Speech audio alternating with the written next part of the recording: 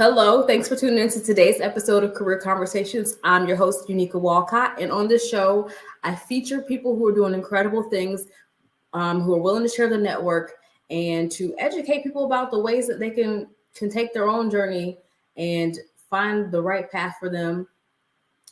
Jeez. I don't even think I'm gonna delete it. I'm gonna just laugh with y'all. Like, this is what's happening.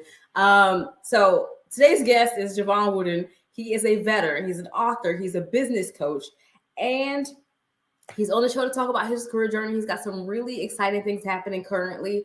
But I want you guys to kind of get a feel for not just what he's doing, but like how he got here. So we're going to talk about what he wanted to be when he grew up. We're going to talk about, maybe some of the biggest challenges he's ever faced professionally and how he navigated those things. So jumping right into the conversation, Jevon, welcome. Hey, thank you, Uniqueka. Jumping right in. Let's go. I've been excited to do this. Yes. So let's get into it. Yeah, and it just feels good to be back in the flow. I took a break, and so I'm happy to be back and to be coming back with heavy hitters like yourself. Thank you.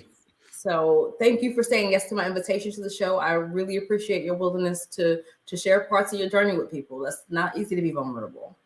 Absolutely. Vulnerability is strength. So I appreciate the invitation. And I know you're doing some fantastic things. I've seen you on LinkedIn. Congratulations. So we're just going to keep elevating and bring everyone with us. So let's go.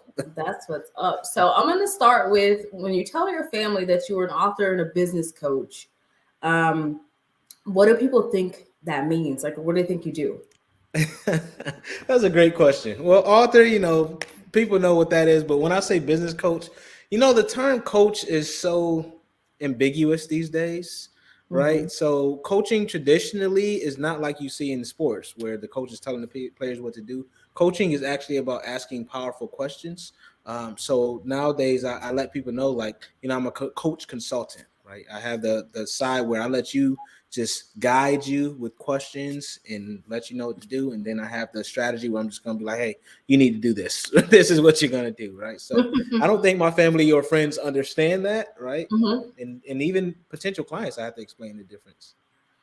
Well, that's good that you explain the difference for people, because I can imagine, like you said, there being some confusion around what it looks like to be a coach and consultant for people. It sounds like a lot of your job is listening. Absolutely. That is most of the job. And it's really, to actively listen, it takes a lot of energy, right? So people ask me, like, how do I recharge and refresh? So it's really an industry where, because you're empathetic, because you're always listening, you have to really be focused on, recharging yourself as well. So what are some of the things that you do to recharge yourself? Spend time in nature is one of them. Spend time where I disconnect from tech is another thing. Every day I at least do 30 minutes where I just don't touch any tech, whether I'm reading a book or whatever the case may be, working out. And then just making sure I'm paying attention to myself, right? Checking in, spending time with family and friends, with my dog, just doing things that I love that don't concern with using my brain all the time. I think that people take that for granted. Like that quiet time, I think there's like a whole Reddit thread called shower thoughts. And I feel like it's kind of that magic of the pause where you're like not actively engaged in solving a problem or fixing something, that like the solutions come to you. You don't have to chase Right. them. Exactly. People don't realize, like, the rest is just as important as the work, because if you look back at all of the people that we say are like, hey, they've made it, they've hit a certain status, a certain echelon that many of us don't. The Steve Jobs of the world, the Michelangelos, the Leonardo da Vinci's, the you name them. They all had a period where they would rest, where they would take a walk, disconnect, whatever the case may be. Steve Jobs was actually famous for taking walks, taking meetings while walking, just because it was a way for him to take a break in place. So I encourage everyone to not just go hard all the time, every day, all day. I did it. It doesn't work. Take a break before you burn yourself out. And burnout is something we don't talk enough about. Like, in the recovery is far longer than you think. yeah, exactly. You gave me the knowing laugh. Right. Yeah, absolutely. It's like, when you hit that, it's so hard to get out of the abyss, right? It's so hard to get yourself back in a flow. And before you know it, you're there. You don't even know what's happening. So I just encourage people, like, just be proactive with your health. Was your health and well? I had a thought earlier today, and I was like thinking about we talk about wellness, and I was like, for me, we think about wells as places where water is held. I was like, things flow Mm. to you when you actually are in a space of actually being well. This is kind of Oh, how I see it. that's a bar right there. I Well, I'm like not a that. rapper, but maybe I'll write some poems. Yeah, that's a good one. Things flow. It's like a well. Things flow to you when you are well. I Yeah. love that. Okay. Yeah. No, that's absolutely true. Because I mean, if you think about when you feel good, right, you usually think more positively. Your actions, you have more clarity on decision making. Right, everything just works a lot better when you're in that place. And I always look at it like a vehicle, right? When you Hmm. get that check engine light, right? As long as you take care of whatever that check engine light came on for, it's just an alert, just letting Right. you know that hey, some maintenance is need, some work needs to be done, whatever. But if you prolong it and move past it, then everything jacks Right. up, right? And that's how Right. your body is. As humans, we're the same way, Right. right? You And go we're like, from oh needing man, a gas or oil change to like you need a whole right. transmission. Right, exactly. Your whole car is done, right? So we the same way. It's like you have to look at that check engine light. If you're feeling a little tired, consistently, if you just can't focus, whatever the case may be, just pay attention to you and understand like what's your norm. And then just figure it out. Like go to the doctor, go get your checkups, go listen to your body, take those days off. Like you don't get brownie points for never missing a day at work. I'm just, we hear You these stories like don't. you don't. They don't care. It's like they don't care if you do it or not. It's like that's why you get that time. So if you work, if you're an entrepreneur, it doesn't matter. Take some time off. Seriously. Yeah, no. I'm in my head like, is there a way for me? Like, how much PTO do I have left at the end of the year? Like, borrowed a goal from a friend. I think Lindsay actually, who said her and her husband every year take all their PTO. Like, that's a personal goal. I was like, I'm borrowing that. That's a great goal to have. Take it all. Like, Right. don't leave it. Yeah. I mean, what are you getting out of For. leaving it? Unless you plan on like saving it all up and then you like, I'm gonna leave this job, so I just want them to pay me out. Cool. But if I you mean, know, that or you're like, saving it up because maybe next year you got a big international trip and you're gonna right, go backpacking for a month in Europe. Like, right. Hey, that's great otherwise, too. I mean, but most of us are just, burning both ends of the candle and then go, I'm so tired, I'm so exhausted, so unappreciated. I've had to Right. learn that the more I treat myself well and appreciate myself, the better people are to me around me because I've set the expectation. And I don't think Yeah. we talk Right. about that enough in our professional careers. As an entrepreneur, how are you preparing your clients for things like days off? Yeah, I mean, for me, I'm a big proponent of like time management. So one of the things I always encourage all my clients to do is use the calendar. Put your self care time on there too. Like block out that time and use that as an immovable object. Going back to corporate, when you think about that meeting you can't miss, it doesn't matter. Hell or high water, you're there, right? And that's how Mhm. you have to treat your wellness. You got to be there, like, and be present. Don't be thinking about what you have to do. Like really focus on just doing nothing if that's what you want to do, or being taking that dinner, whatever it is that self-care is to you. Like make Yeah. sure you're actually doing it and don't interrupt it. Like just you got to take that time and use your calendar, plan your days, make sure you're setting precedents for how you want people to treat you and how you're going to treat yourself, right? Of course. That's going to be very important to you. So I just encourage people to like look at their values, what's really important to you. And if you know what's important to you, now you're going to set that level set with everyone. Because if it doesn't align with you, someone tells you, hey, you need to do this. You're going to say, hey, that's not me, right? I'm not doing Like, that. wrong And person. wrong person, right? And if your boss tells you to do something that doesn't align with what you feel is your value or your job, then you won't do that either. I always tell people, they be like, oh, I can't take time off because my job is so demanding. I'm like, well, you probably set that precedence. You probably said, hey, I'll be available all day, all night. And I that's mean, where people get into trouble. And I understand that, there are jobs that are very demanding, but also you have to understand that you can't work that job and you can't do anything else if you're in the grave. So you need to take care of yourself. right, that or having a mental breakdown. Never mind the Yeah. grave. Like I feel like sometimes we like equate like the difference in wellness and being dead or alive. But I think the Mm-hmm. point you're saying is like, I mean, kind of aligns with your brain to live not loathe. Like a lot of us are working ourselves into this place of not feeling mentally well, even, Right. and Right. that's not And healthy. absolutely. And the grave is figurative. Like when I say that, I'm just saying like you're not yourself, right? Mhm. You're not yourself if you're not at your best. Like we've all felt it. You don't sleep well for a few days and you just feel like a zombie. You just feel like nothing. You don't like doing anything, right? Because you're tired or you're just not in that space. And we all know that being burned out, it morphs you. It morphs Mhm. you into someone different. You can't even recognize yourself. If you look back at a time you're burned out, you're like, what was I doing? Like everything was a fog. I didn't like anything. I felt super stressed out. My family that I love was pissing me off, so You're that's like that's what you the get, dog you right? used to love in the door. You like you don't go somewhere. Like Right. You're like, I gotta walk you. What? No, I ain't got time for that. So it's just like so yeah, no, that makes sense, and I love that you explained that the grave is figurative, right. because yeah, there are many ways you can die without physically dying. Absolutely. Live not loathe. Can you talk to me a little bit more about what that means and how you came up with the name? Absolutely. So, loathing is a space that many of us have been in where we just do not enjoy life. It could be you just don't like yourself, right? Loathing is past dislike, right? It's almost hate, right? It's Mhm. abhorring. It's feeling like this just can't be it. And when I talk about loathing, I'm talking about the same day, your circumstances, your life, who you are, your business, whatever it is, you just do not like it. But a lot of us get stuck and we think that that's permanent. So the live part comes into play when you realize you have agency. You have some control over things. And one of the things you can control is your effort. And the other thing is your outlook, right? So living is really about taking back that power and saying, listen, this is temporary. And it's temporary because I can control some things. I can put in another level of effort. I can focus. I can make those sacrifices that need to be made. And I can do what I need to do, and invest the resources and the time and everything into what life I really want, the life you don't need a vacation from, which is what I always say. So that's just representing that transformation. Nice. The life you do not need a vacation from. What are some key elements in the life that you don't need a vacation from?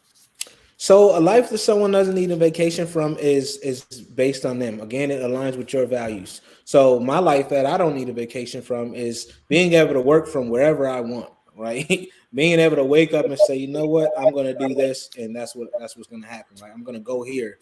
I'm going to go to this networking event, meet these people, right? Work, less than 40 hours a week, whatever the case may be. But it really depends on that person, because some people, they're not working, right? They Mhm. love what they do. Maybe they love giving charity. So we have to define that for ourselves, but it all starts here. And that's why I say that. People are like, I need a vacation and I have a great life. Like, it's not a physical thing, it's really mental. It's about not being stressed. It's about really having great time management. It's about setting the precedence. It's about wellness, taking care of yourself. It's about looking at the mind, body, and spirit and saying that I'm aligned. All these things. So, what did you want to be when you grew up, or want to do? Well, yeah. So as I was growing up, that's a great question, because I really didn't have a picture of what I wanted to do. But if I look back, I would probably say I like to question people. So maybe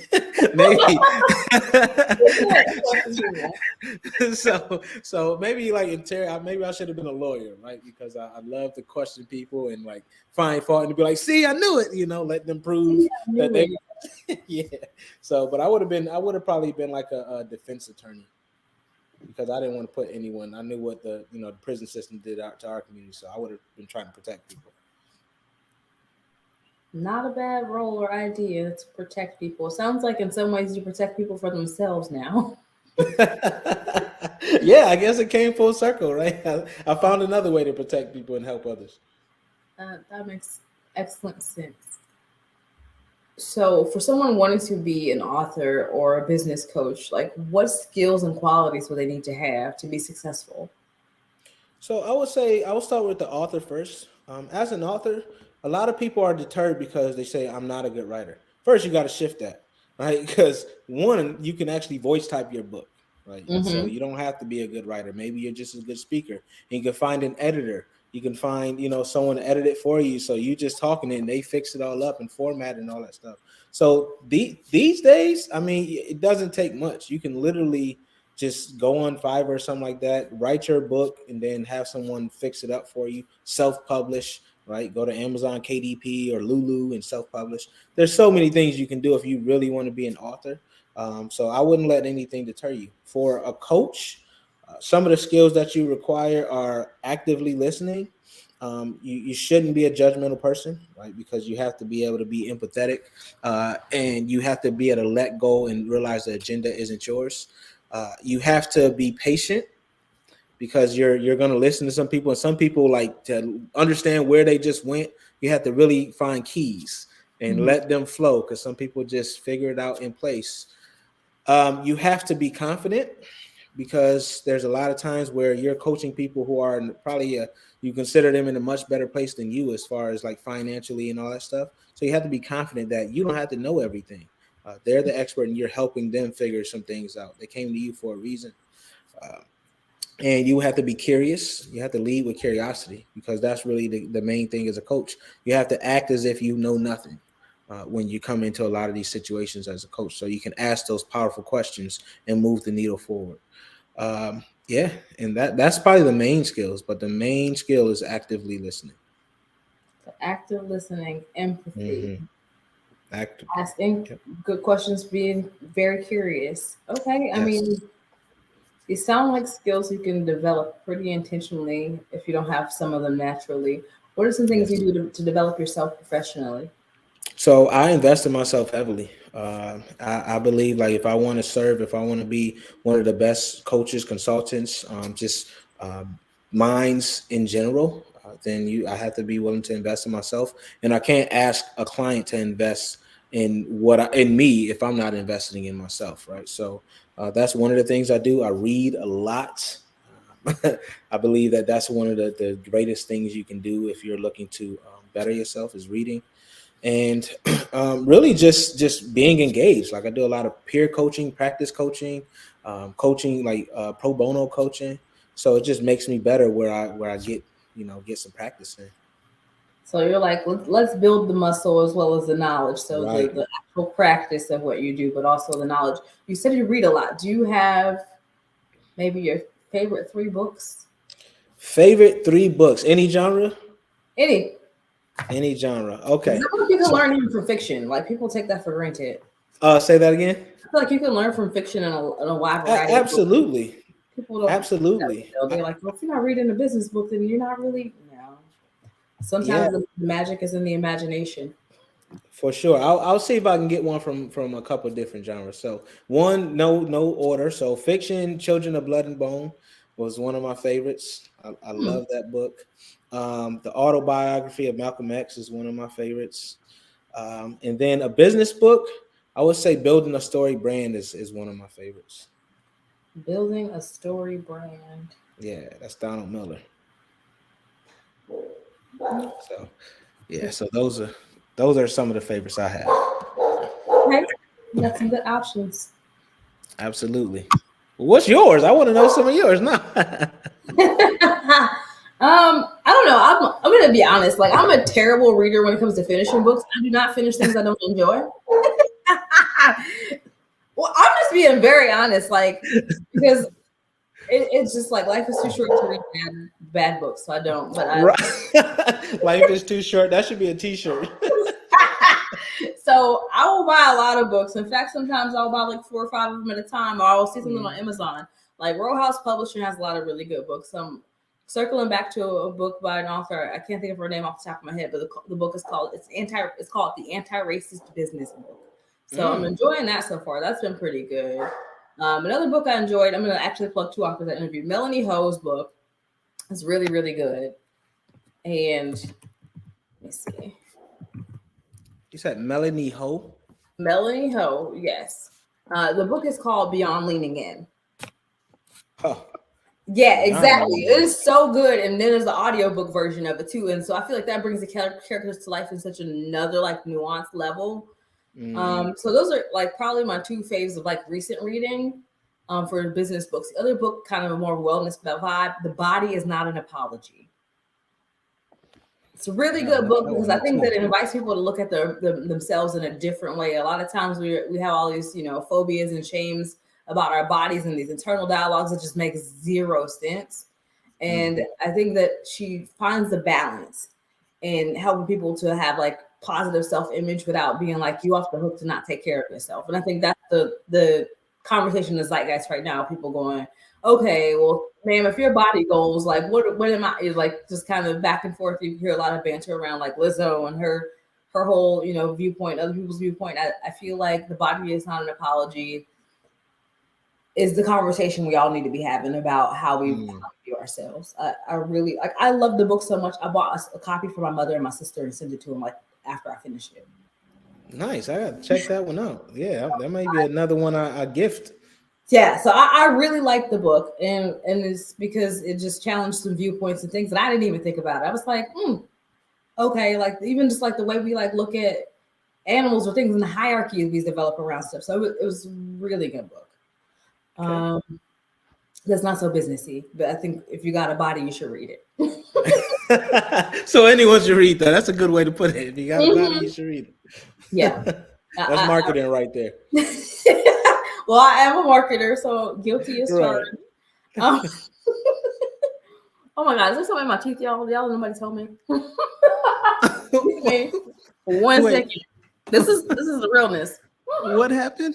I have food in my teeth. It's salad from lunch. All right, I'm back.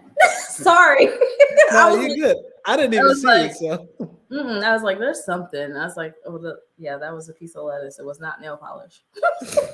Also green. I noticed the nails. Okay, so we talked about some of my favorite books. We talked about Malcolm X's autobiography, Children of Blood and Bone. I thought it was really cool. I'm pretty sure that's one that I got for my niece a few years ago because I thought it was really cool. And so we talked about books and how you develop yourself. We talked about the fact that you thought that you might go and be a defense attorney when you grew up and you found a different way to protect people. What is something you wish you knew before becoming a business coach and author? What is something I wish I knew before becoming a business coach and author? That I could do it. You wish you knew that you could do it. I wish I knew that I could do it, right? Because before then I had so many limiting beliefs, like years ago, right? I could have been doing this stuff, but we place so many limitations on ourselves, and we say, "Oh, we need to get to this level before we do this," and it just wasn't the case because I had the information, the knowledge, but I just didn't have the belief.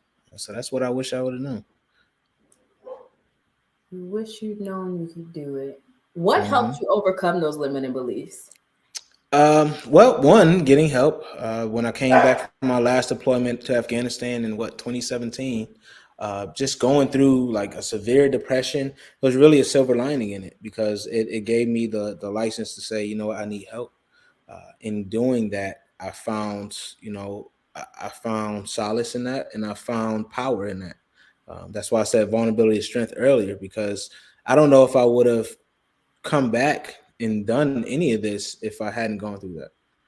To be able to say, you know what, I don't need to be Superman. You know, Superman is actually sharing my story and being transparent and being vulnerable and telling my family that I'm not okay. And that's really what caused and opened me up to this whole world. What gave you the courage to tell your family you weren't okay? What gave me the courage was just I knew that if I did not let someone know, that I may not have stayed on this earth, right? And that was just my last ditch effort to say, you know what, this is the time where I need someone, right? It's not I need it because I used to hold it all in and just, you know, hey, I'm a black man in America. We got to be strong, right? We can't be crying. We, suck it up. That's what we always heard. But I realized the opposite, that the opposite was actually true. And when I finally called, I remember I called my older sister, named Chandra, and that conversation just freed me. It allowed me to be like, you know what? She said 2 words, get help. I was like, yeah, you're right. Why the hell didn't I go get help before? Why am I, because I didn't know what I didn't know, right? And it was just like, oh yeah, there are therapists. I had never gone to therapy or any of that, right? It's just like military, black, those are two things that you just be like, suck it up, right? That's the way to just go forward. But you don't know that about self-care and all this other stuff. You just, even in the soldier's creed as an army guy, it says, I will always place the mission first. I will never accept defeat. I will never quit. Right. So when you hear that, it's like brains on me to just keep going and forget what's going on with you. Like, can you walk? Are you Yeah, keep alive? Keep going. going. Right. Yeah. Even if you can't walk, can you crawl? Can you move? All right, keep going, and that's it. So do you still hold on to those beliefs and kind of mantras, or what does that look like in life Mhm. now? Oh, absolutely. I'm all about keeping it real and checking in with myself and just saying, hey, you're not your best self right now. You might need to. We talked about taking that time. You might need to just take a break. I know you got a lot of stuff to do right now, but you may need to give yourself just a little grace period before you get it going. And even in the morning, like I'll wake up, and before I actually get up, I'll say a quick prayer and I thank God, but I also thank myself for continuing to do what I need to do, just practicing that gratitude muscle. Because I feel like as people, we don't like to talk about ourselves. We're, there's a certain point of humility and being humble that is detrimental to you. If you can't recognize what you've done, that's hurting you. So I'm a firm believer in practicing gratitude to yourself. That's why when Snoop years ago said, hey, I like to thank myself, I felt that.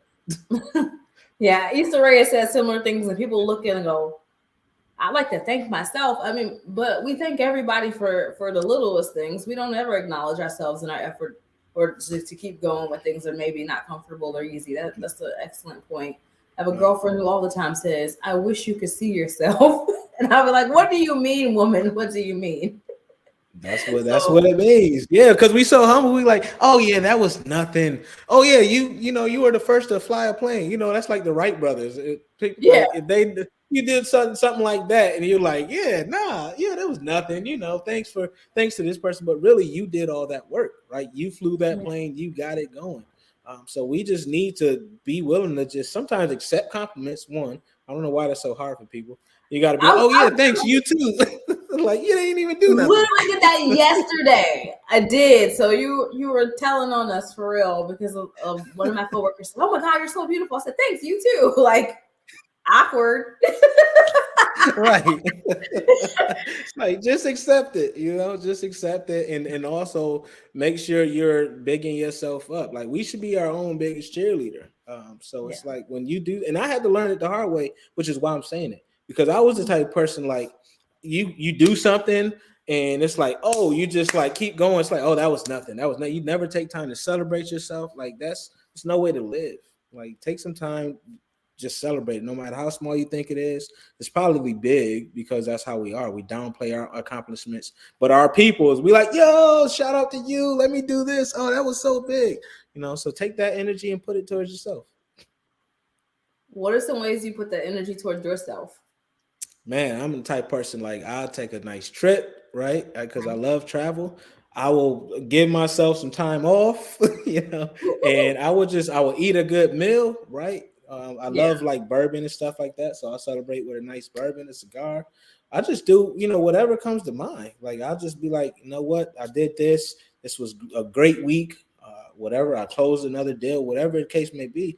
I acknowledge that because I used to never acknowledge it. I used to not celebrate my birthdays, nothing, because I You was don't just like, celebrate your hey, birthdays? I just recently started, Oh and my it all God. came from this. But it was because I was in that space, like, hey, I gotta go, gotta go, gotta go, and that's why I was talking about burnout because I hit that wall. I was like, I can't go anymore. I'm tired, and I just don't have any energy. Right, my propulsion system was done, so I couldn't He launch. said, no, Right, I don't got nothing else to give. I Now had nothing in the tank. So that's why I just feel like all of this stuff that we're talking about, if you take it from a holistic perspective, it's all needed because it helps you to maintain one, it helps you to stay energized and stay vibrant and keep the zest for life, because if once you lose that, it's really really hard to get it back. It's hard to be like, yeah, you can't just snap back and be like, yeah, I'm good. No, it's not gonna work like that. it doesn't. It really doesn't. It literally does not. You Like you have can to. lie to yourself when you want to. I've tried it. I've said, yeah, I'm cool. And I'm not, You might be and that's cool for how I about a ended week, up. maybe two even. Then Yeah, you get set yeah. down somewhere again. Right. And that's how it works. It's like it's only so much like, you can tell yourself that. And psychologically, they say, hey, fake it till you make it. That works to an extent until it doesn't. Until it doesn't. I think that it's an effective temporary stopgag if you're Hmm. really in a place of like being unwilling to try something Right. new. But like you said, it's not something you want to go. I'm gonna fake it till I make it for the next 12 to 24 months. Probably not a good idea. You should Probably like find not a good a coach, idea. some support, something, or just Absolutely. raise your hand and go, "Hey, I don't know." I don't know what to do, right? And that's okay to say that too. Like, that's the beauty of the human element is that we don't have to figure it out by ourselves. It's a collective. We are social beings. And but the problem is many of us are programmed to not be social in that aspect. We're programmed to just do it by ourselves. And I that's mean, just the wrong answer. I feel like the cultural messaging has been so damaging around that. You've got people, independent women, rugged individualism, all Self-made. self-made, Yeah. all, and it's like literally think about most of what you do. Nothing really happens by itself. Like, yes, you should celebrate Mhm. yourself and your accomplishments and making moves, but by the same token, like something as simple as the pen that you picked up to write the book didn't happen without somebody else. Absolutely. It was a team, it's a collective, right? So and that's another thing about my clients. You talk about like getting them so they don't burn themselves out, so they have time management. I got a 3DA formula. So delegate, delete, delay, automate.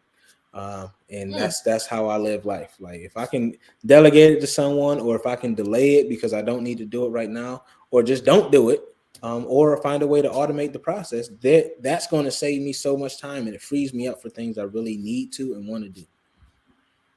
3D. Okay. Yep, 3DA. Don't do. How do you decide what not to do? So you decide what, because one, I mean, if it's in life, does it align with your values and is it a priority, right? That's what you're gonna ask yourself, right? Does it feed in? If you know your greater goal, if you say, hey, in 3 years, I don't want to be working, right? I want to have my business in this certain place. All right. So everything you do needs to align with that. So if there's a party and you have a deadline to get your course done, maybe you shouldn't be going to that party, right? Maybe you should be getting that course done. So like just things like that. It's really simple to say, but it's hard to do because we want to do certain things, right? We're like, I don't feel like doing this. Well, the sacrifices that needs to be made, the things that need to be sacrificed in the grand scheme, a lot of those things you're not even going to remember that you sacrifice. So sometimes you just have to look at it like that. Like what do I want my life to look like? Am I willing to delay or delete those things that don't really matter in the grand scheme of things right now? And then when you do have two competing priorities, right, that legit priorities, you have to look at which one may move the needle forward a little quicker. Or can I delay and get or delegate and automate one of them and still get both done? So that's how I go in my mind. You're an and kind of person, not an or. Yeah, exactly, exactly. That's pretty cool. Um, if you could talk to your 8-year-old self, what would you tell 8-year-old Javon? 8-year-old Jevon, I would tell 8-year-old Jevon that where you are now is not going to be who you are later, because you got to build your confidence, understand that you are capable of so much more than you think. Because at my 8-year-old self, I was still angry, I was hurt, and there was a lot there, and it was at that age it's really of no fault of my own. So everything anyone told you, I would tell them like, push that out your mind because you're going to be destined for greatness. It's a great note to yourself.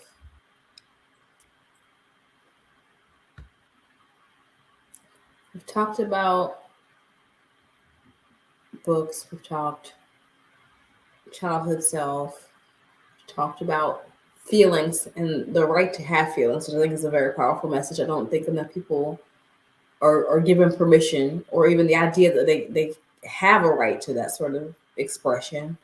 Mhm. Um, it's powerful. I'm gonna pause a moment. Okay. So I don't want to force my next question. I'm just gonna pause just a second. No problem. No problem. We here.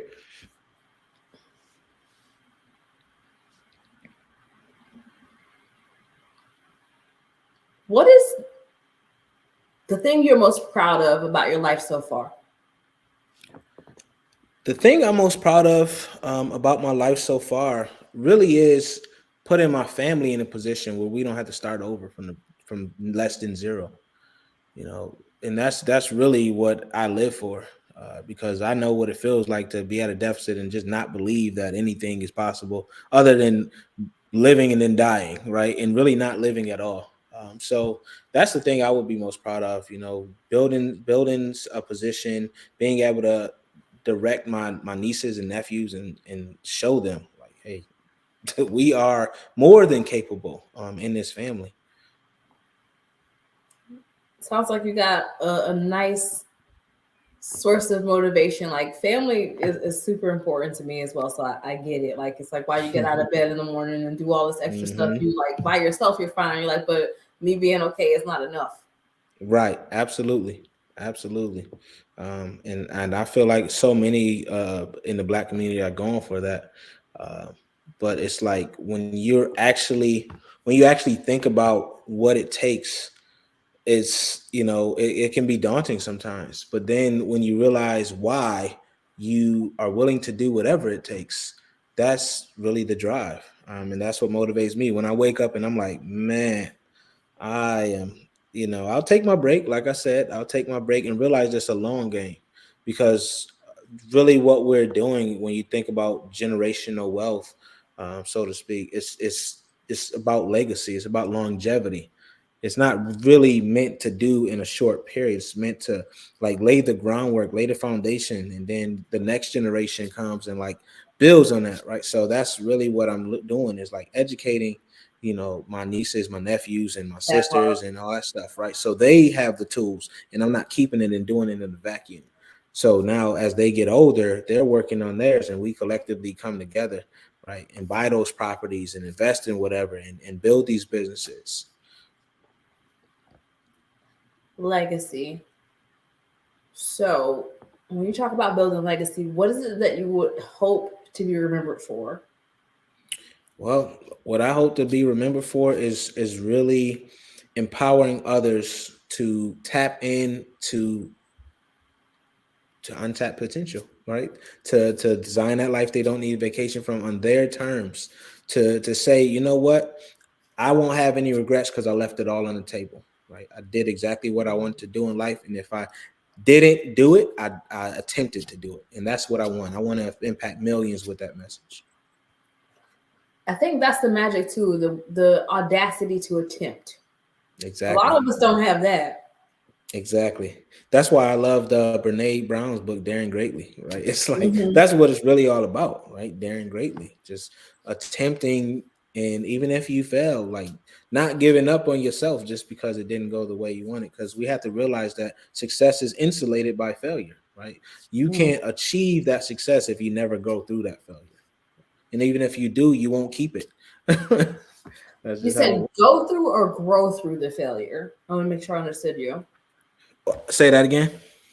You said, did you say go through or grow through the I like failure? what you said. I said go through, but grow through is even better, because like that failure is like that's their synonymous. Like it's like failure is attached to success, right? And then it's like Mhm. when you think about that, like so many people who are great, they failed so many times, but they were learning as they failed. They didn't look at it as a bad thing, and that's how many of us have to look. Like we're taught all our lives through school that failing is a bad thing.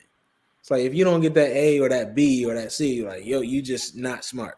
Right? You're you not know, worthy. you're What not are you worthy, doing? Like, right? The cool kids, but it's also the opposite too. It's also if you are very talented intellectually when it comes to school, right? If you have that A, you also don't get as much attention as that kid who didn't. So it's really a flawed system in both ways, in both instances. I can see that. Yeah, it's really flawed. But so we have to look, we kind of have to reprogram ourselves as we become adults to say, okay, I excel in this, but I'm also willing to get help. right, from other people, which school does not teach you, right? At least not American No, schools. everything is very okay. You take the test, you pass, you fail. I mean, a lot of times, even with group projects, there's usually only one or two people that do it, and the other four people Do just it. show up. Right, right.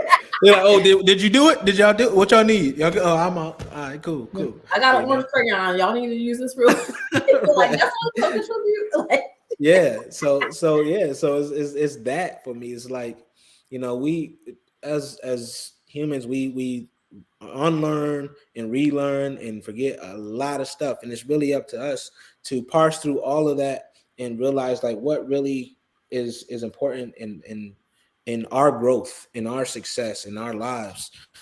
And you asked me earlier, like, what it takes to be a coach and all that. That's one of the things, because coaching isn't easy. It's not an easy thing. It's not an easy field to be in, especially now, because a lot of people has given it a bad rap because everyone's popping up and saying they're a coach. Well, it doesn't work like that, right? And if you really want to be great at anything, you're going to eat, sleep, and breathe that. Malcolm Gladwell talks about the 10,000 hours. Well, 10,000 hours is fantastic, but if you really want to be the top, you're going to put a lot more into that, and it's not going to feel like work. And that's how I feel about coaching and teaching and training and all these things. And I learned that through what we were just talking about, like through school, like realizing that school, although it wasn't for me, it served the purpose. Like you can look at me and be like, okay, you went and you got your 2 master's degrees. Why? But I did that. It was a personal thing for me. mm, And what I learned from it was a lot greater than the the dollar value that school cost for me.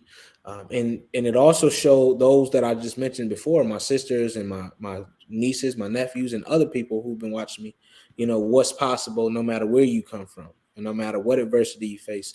So it was just personal. I had a vendetta against the systems, so to speak, that say like, hey, black men, statistics show that we haven't been educating ourselves and doing as much, even as the black woman, right?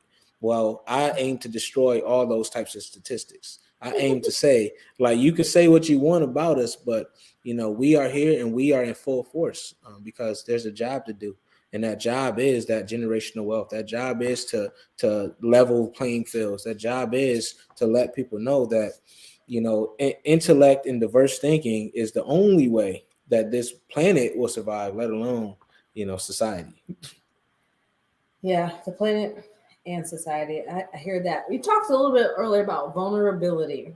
Mm-hmm. We talked about failure. What has been your biggest failure, and how did you navigate it? Man, my biggest failure, I've had a lot of failures. My biggest failure, I would have to think about that one. My biggest failure. Hmm. My biggest failure may be tied to my relationship with money early on, Mm, right? I think that was my biggest failure. I think when I first started making at least money you could actually live on, mm-hmm. I wasn't doing what I should have done with that money. And I look at it now, and if I put that up and I invested it like I should have, I would be in a lot better position when it comes to this generating generational wealth thing. And I think that that's one of my biggest failures, is like just blowing money and not even know I'm blowing it. But that's it. I don't know. I have different feelings about that. Yeah. Because I think that if you sound, you've been talked about a lot about your background and how you grew up, but Mm-hmm. I imagine that it was not most comfortable for most people's Right. perspective, and so I feel like you don't really even get an education around a relationship with money, or that there is a relationship with money. You So I don't. feel like when you start to make money, I think that one of the challenges, I feel like once you get to a certain level where you are building generational wealth, is if you still got the same relationship with money where you are uncomfortable spending money, you're not going to be comfortable in making big investments. And so Right. you Right. may see it as blowing money, but for me, I see it as being comfortable with the fact that money flows. Yep. Absolutely. And I love that. And yeah. So I feel like that's And a developmental stage in getting to where you are. I don't, and my it mom always is. says you cannot skip steps. And so that's one of the things one of my mentors has been at me about. She was like, "You hold money too tight." She was like, "I'm gonna need you to spend it." Right. And I Right. was And like, okay, right. let's do that. And I mean, it has actually been transformative for me. So as much as I might go, "Ooh, I blew money," it's like, no, what you've done is developed a different relationship with money. Mm-hmm. And Absolutely. so then you can give your money a job. That's it. Have the money and absolutely. And if I never did that, I wouldn't understand the concept that, real high achievers, successful people, they work for time, not for money. Right. And that's what I learned from that. So we talk about how success and failure go hand to hand. That's really what I learned from that failure, spending that money and looking back like, where did where did that money I made go? Like what happened? But I had to go through that in order, like you said, to really learn and change the relationship with it. And now it's a lot easier, right? Mhm. And I don't mind spending money, but I spend it smartly for the most part, right? I'm not Yeah. blowing it on the things I used to blow it on. No, but I think that like even I won't say like blowing money. Like obviously, if you've got other obligations or other goals, it's not a good Mm-hmm. idea. But the same way you said you value rest, like being able to have access to funds to have a different kind of rest is a factor. Absolutely. Scrolling Instagram earlier, I came across the book that is really focused on self care. On like I think it's called Hood Wellness or something like that. It's like a book that's coming out. I was like, where can I pre-order this? They're like, it's not going to be on pre-order until 2024. I was like, I'm gonna mark my calendar. 2024. It's coming out in 2024. It's available for pre-order this coming summer. I was like, I'm marking my calendar for this book because I think that it's a critical sort of piece to the puzzle. We always talk about people in wellness, but we talk about wellness from the standpoint of people that can spend $20 on some candle, at Bed Bath and Beyond and enjoy it. A lot of people live off less than 30K a year, and that goes nowhere in most Absolutely. places in America. And so you're telling Absolutely. somebody to practice self-care with resources they don't have access to. Well, I would say self care is, and I talked with my good friend Janelle a while back on this. She has a podcast, and she really brought it to mind that self care shouldn't cost anything. Like a lot of that stuff we're talking about is like maintenance stuff, and it's Mhm. so self care really like going out and taking a walk. That's self care to me. Listening to my favorite songs or whatever. Like you just gotta find what self care is to you because it shouldn't cost, right? It Right. shouldn't And cost you a that's what lot I of appreciate money. about the book because I feel Yeah, like we've commercialized it so much that self-care is, spa days with your girlfriends, right, and like, right, retail therapy and all this stuff. And it's like you said, it shouldn't cost. right. And I think the other challenge for that, though, I think that I'm hoping this book crosses the intersection on is like that all of our time is not, we don't have equal free time. Mm-hmm. Like For my sure. mother, growing up, she raised us. She might have slept 4 hours a night sometimes because she Mm-hmm. had 2 and 3 jobs. So, how do you sell the idea of self care to somebody that don't really have a lot of time for themselves at all? Like, so that's Absolutely. why I'm excited about this book. But as far as digress, we're back and forth books and all that. But that's what got me excited about it. I was like, this is a book for people who I feel like are forgotten and ignored. So Mm-hmm. I'm excited to see it and share it and see how that goes. But God, total Absolutely. sidebar. Um, No, it's all good. I feel like I should just make a list of things I'm excited about and my favorite stuff and share it with people. Hey, that's actually a good. That's a good one. Like the It's things a I'm good newsletter. look, it'll probably be quarterly. That's Just good too. here's some things. I would Um, sign up. I would subscribe. Noted. I might just make a little list. I'm like, that's an easy landing page. Want to know Yeah. what I'm into? I'm not emailing you more than quarterly because I don't have that much to say. But here you go. Like things I'm excited about, things you should know about, and just be Right. like, yeah, because I do have like a few random favorite things. Hey, 10 Ferris game became popular off of what is it, 5 Bullet Friday or something like that. Huh. Okay. James Clear has a 3-2-1. All right. So it's a popular thing. People subscribe to things like that. So try it out. That's worth the spitball. I'll see how it goes. I love it. Oh. Is there anything we haven't talked about since I'm so sidetracked and giggly? No, it's all good. I love it. I love the energy. That's good. I feel like we've covered a lot for people to digest. I mean, when it comes to like, you know, self-care, mindset, wellness, and yeah, I would love for people to just, once they hear this, just provide some insight. Like, what do they want to hear more about? What questions could be answered? I think that's really where this platform is going to excel, because we individuals like yourself who are really have that energy and have that disposition is needed, right? You are needed. So I would love for the listeners to, after they listen, comment and just, whatever platform they're listening on, and hit you up on whatever platform you want them to hit. Yeah, that's actually a good idea. When I publish this and say, hey, look, hit me up, uniquekawalcott.com. Obviously, there's a contact us page. You can find me on LinkedIn. That's where I live. Just plenty of ways. And so I think I will share that. And I've got previous episodes. I feel like one of the shortcomings of what I've done the last year and a half or so has been that I've not effectively promoted the show. I've been like in creator mode, like quite literally. I get it. And so like head down, like do. And I was like, now you have like 40, 50 episodes, and yeah. Yeah, now you got it. Yeah. So that's even better though, because you can relaunch with like a couple pilot episodes and let people know, like 3 of them, and let people know that you got them. And then they're gonna see all the rest of them. They're like, oh shoot.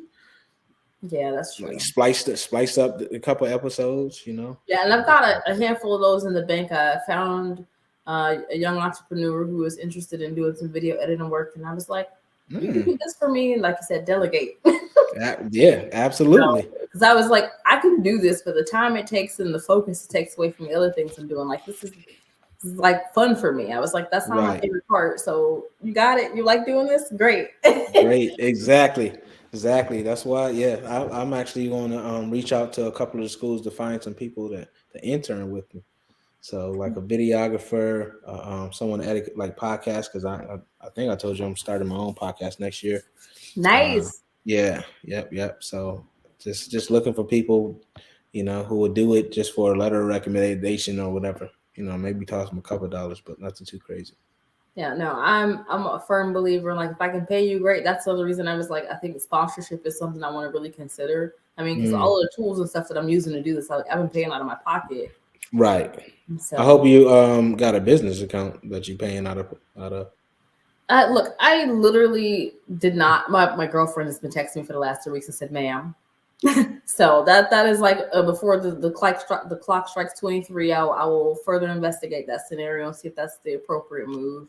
It's going to be, because your laptop, your phone, everything is going to be a tax deduction. That's a good point. And one of the biggest challenges for me is I was looking for a CPA, so I finally found a hairdresser. And the hairdresser had a CPA. She was like, "Girl, I love Ginger." So here she goes. So I got to call Ginger. I love it. And we'll see what's next. But like, I mean, I think it's funny you talked about self-care and a bit about prayer earlier, and how we should big up ourselves. And it was so funny because last time, before I found my hairdresser, God's like, you pray for everybody else all the time. Why don't you pray for yourself like you pray for everybody else? And that's when things started moving. Absolutely. That's it. It's been interesting to see unfold, but it sounds like I got work to do. I keep getting the same reminder from too many directions. Well, yeah, that's it. Hey, loud knocking on the door. Yeah, like, hey, how many times I got to tell you this? All right. Literally. So, and that's not a hard thing to do. I have registered businesses before and like shut them down because I didn't really, get things moving the way I should have. But as you said, failure breeds success. Absolutely. So run it up again and see what happens. Run it up. Let's go. Use all those contacts you making. True. All right. Well, it has been an absolute pleasure to have you on the show. Thank you so much for talking about your business coaching process, just like books and how to like manage feelings and really just coming into a place of wholeness and asking for help. Like, I really hope people watch this and discover like that success is not just about hustle culture and eat, sleep, and breathe work. Like, really, when I started career conversations, like it was like, okay, how do I create space where people can see themselves? Like, I know a lot of us don't grow up with representation, with mentors and things of that nature to help us. So I was like, if I can find a coalition of the willing, a couple times a month I sit down with folks and I'm like, look, I'm literally handing you contacts. Like, I would love at some point, this is kind of out of the box, to be able to take all my career conversations guests and get them in one room at a conference. That would be so lit to me. That would be dope, and you can. You can, and now you will. And now I will. Sweet. All right. Sounds Well, like a summit to me. sounds like a summit. Yeah. Okay. I know a lady who is all about teaching people how to play in those things too. So I guess I got no excuse. There you go. Let's make it happen. All right, I'll be everybody, there. thank you so much for watching Career Conversations. I have Jevon Wooden of Live Not Loathe. He is a business coach. He is an author. He can teach you how to be your best self so that you can create a life where you don't need a vacation. Absolutely. Thanks for watching. Until next time, love y'all. Peace. Peace.